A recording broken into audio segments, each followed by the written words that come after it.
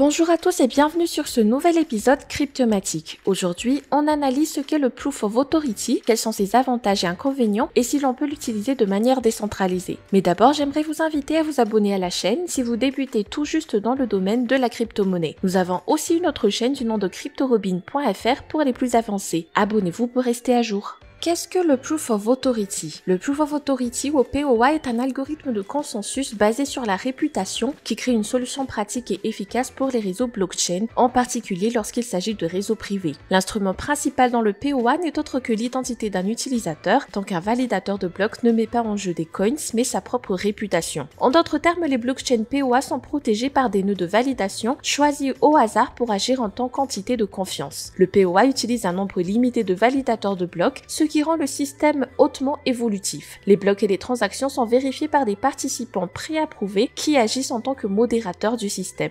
Quels sont les avantages du Proof of Authority? Contrairement au Proof of Work et similaire au Proof of Stake, le POA ne repose pas sur la résolution de problèmes mathématiques pour s'assurer qu'il existe une connexion continue entre les nœuds. Cela signifie qu'un validateur POA n'a pas besoin d'équipement spécial pour aider à prendre en charge le réseau, ce qui est très important du point de vue de la quantité d'énergie utilisée. Le POA offre en même temps une vitesse accrue de validation des transactions. Les blocs sont générés dans une séquence prévisible en tenant compte du nombre de validateurs, ce qui signifie que la blockchain aura un taux de transaction plus élevé que POW ou POS. Le POA se distingue également par sa résistance aux 51% attaques, car il s'avère très difficile de prendre le contrôle de 51% des autorités qui ne sont pas directement connectées. De plus, les nœuds sont pré-authentifiés, donc en cas d'indisponibilité, le réseau est en mesure de le supprimer du processus de validation. Quels sont les inconvénients du Proof of Authority? Tout comme le Proof of Work ou le Proof of Stake, le POA a également ses limites. Étant donné que les validateurs doivent être vérifiés, approuvés et sélectionnés par le réseau, vous aurez un groupe de validation plutôt petit. L'avantage est un niveau de débit plus élevé, l'inconvénient est un réseau POA plus centralisé. Étant donné que les récompenses pour la validation d'un bloc sont visibles par tout le monde sur une blockchain publique, tout le monde peut voir combien un validateur donné a gagné dans le POA. Cela signifie qu'il peut y avoir un plus grand risque de corruption ou de manipulation. C'est pourquoi le validateur doit être une entité fiable. Devenir validateur est en effet assez difficile car les candidats doivent passer un examen notarié qui certifie l'absence de casier judiciaire et la bonne réputation morale d'un candidat. Ceux qui ne se sont pas suffisamment engagés seront également éliminés. Le résultat final sera alors un validateur de POA professionnel, mais de nombreux autres candidats potentiels peuvent se décourager et arrêter d'essayer.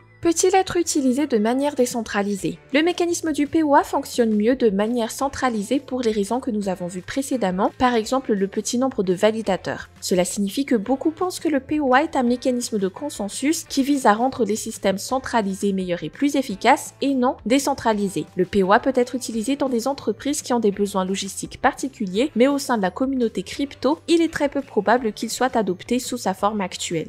Proof of Authority est donc un mécanisme de consensus qui s'appuie sur la réputation d'un validateur pour faire fonctionner correctement la blockchain. Bien qu'il s'agisse d'une méthode plus respectueuse de l'environnement que le Proof of Work et qu'elle soit plus rapide, le réseau sera toujours limité par le petit nombre de validateurs actifs et par le fait que par conception, il ne peut pas être utilisé de manière décentralisée, du moins pour maintenant.